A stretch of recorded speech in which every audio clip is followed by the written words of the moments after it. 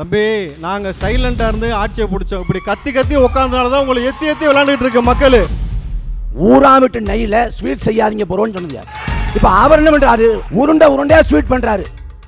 ஆட்சிக்கு வந்து அடுத்த நிமிடமே பெண்கள்லாம் இலவசமா பயணிக்கலாம்னு சொன்னாரு. யாரு? நம்ம மாற்றம். தமிழகத்தில் இருக்கிறவெல்லாம் அர்த்தம் கொள்கிற ஒரே தலைவன் எங்கள் தமிழக வெற்றி கழகத்துடைய வெற்றி தலைவர் விஜய்.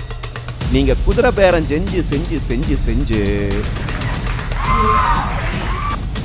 திராவிட முன்னேற்ற கழகமும் பாஜகவும் இருட்டு அறைக்குள் முரட்டு குத்து மாதிரி அவங்க.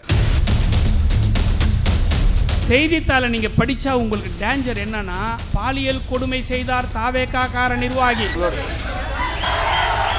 நீங்க உட்கார, நான் பாத்துக்கிறேன். அதான் ப்ரௌடு கொத்தோசுன்னு கொத்தடிமையா இருக்கிறதே பெருமையா பேசினா இப்படிதான் இருக்க முடியும். இப்படிதான். இது முறை கிடையாது.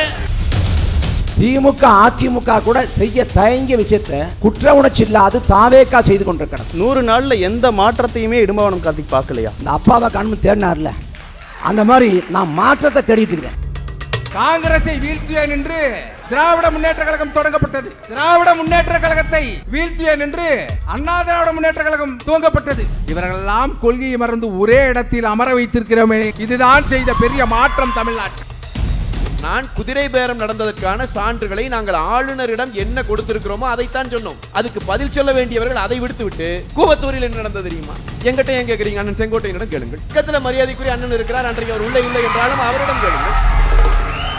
அதாவது எனக்கு என்ன ஆச்சரியம்னா, தேர்தல் அப்ப நீங்க எங்க போனீங்கன்னு தான் இவ்வளவு ஆவேசமாகவும் இவ்வளவு உற்சாகமாகவும் இவ்வளவு வேகமா இருக்கீங்களே, தேர்தல் அப்ப எங்க போனீங்க?